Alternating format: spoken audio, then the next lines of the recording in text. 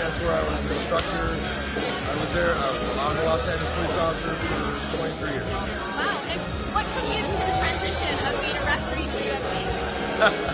I did it as being a friend of Jorge Gracie's. It was before there was, any type of real MMA. I was a student of Orion's, and then the UFC started. And I was there from the beginning. And the second one, he asked me to be the referee. And as a friend, that's how it started. Do you have a favorite fight you've ever been a referee for? Can you think of one of the best matches?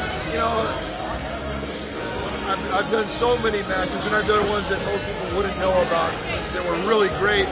But the one that I always go back to that I really enjoyed, the way the guys competed, how they were interacting in the ring, they were going after it, they were high-fiving in the middle of the fight, and there was a dramatic finish with Scott Smith against Pete Sell, where Pete hit Scott with a body shot, he was putting him down, he was done, and he threw one last punch and knocked Pete out.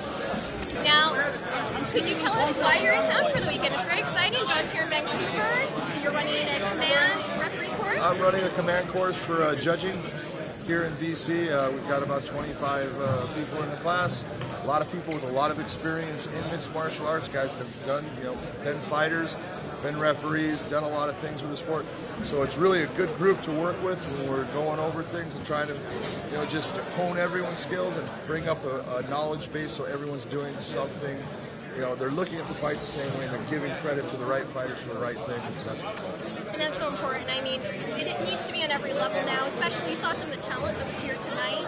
You saw the refereeing that was happening. I mean, we're lucky with Battlefield. We do have some great referees here, but how would you say, how important is it that everyone's certified on the same level and that everyone has taken the time to go through the proper coaching? Well, it's very important. It's like anything. You don't let people cut your hair until they go through a certain licensing process, and you learn how to do things. And a lot of people think that it's easy, and they think, I can do that, and then they get into doing it, and they go, I can't do that.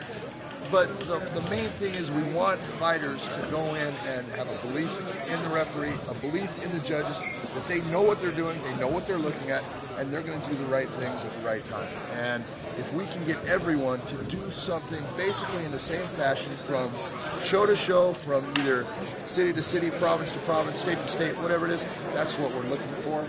And that's what we need to make the sport just bigger and help it grow. I couldn't agree. I think that's exactly what it needs for growth. Okay, well, last thing, I know you have a ton of fans here. BC's watching. Would you like to say anything out to your fans? The referees are just there to do a job. I'm just there to do a job. It's that when people see you either on TV or doing something that they like to associate with, and you're a part of it all the time, they tend to just start to pull you in and expect you to be there, and then they kind of just start to like you off of that.